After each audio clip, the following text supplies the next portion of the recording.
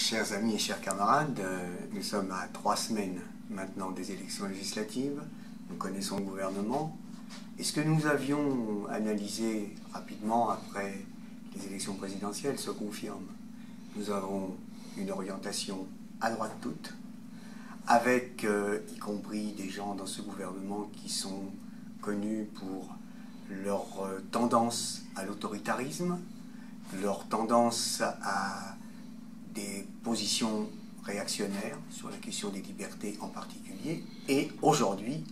nous apprenons que le gouvernement a l'intention de prolonger l'état d'urgence jusqu'au 1er novembre, mais en définitive, la question qui est posée, c'est de savoir si on ne va pas pérenniser l'état d'urgence comme étant un état normal.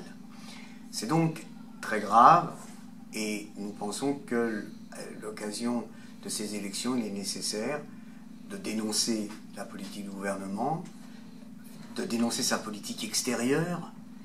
qui est très liée, y compris à la question de la sécurité, des attentats, notamment, j'ai une pensée, comme tous les communistes, pour les travailleurs, pour les gens des couches populaires de Manchester, frappés par l'attentat dont vous savez, mais dont tant le gouvernement anglais que français et l'OTAN, par la politique qu'ils mènent, sont pleinement responsables et nous pesons nos mots. D'ailleurs, nous avons pris position sur cette question et vous pouvez regarder sur notre site internet quelle est l'argumentation qui est la nôtre. Mais pour le problème immédiat, celui des élections législatives, aujourd'hui, nous avons des candidatures de notre parti, le Parti communiste révolutionnaire de France. Ces candidatures, en particulier dans les Hauts-de-Seine et dans l'autre, dans la 3e circonscription, 13e circonscription des Hauts-de-Seine, elles doivent permettre d'affirmer la nécessité de construire un parti communiste digne de ce nom, qui affronte le capitalisme et qui prépare les travailleurs à l'affrontement avec la bourgeoisie pour réaliser le socialisme-communisme. Et aujourd'hui, nous allons nous adresser à un certain nombre de candidats qui se présentent et qui sont catalogués comme étant proches du mouvement populaire. Ce n'est pas des partis,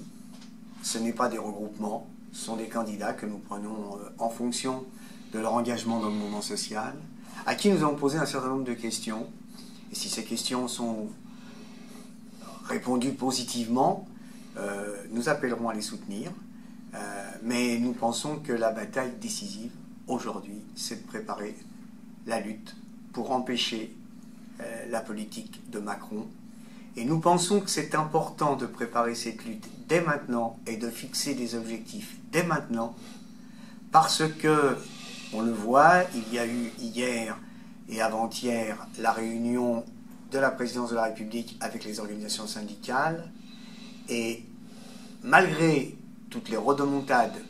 d'Emmanuel Macron avant les élections et pendant la période qui a immédiatement suivi, il est déjà obligé de reculer d'1 mois ses prétentions à la réforme de la loi travail, et par conséquent, ce qu'il nous faut, c'est ce mois gagné, nous préparer à la riposte pour empêcher le mauvais coup qui annonce les mauvais coups qui suivent. Et ne pas oublier que la bataille pour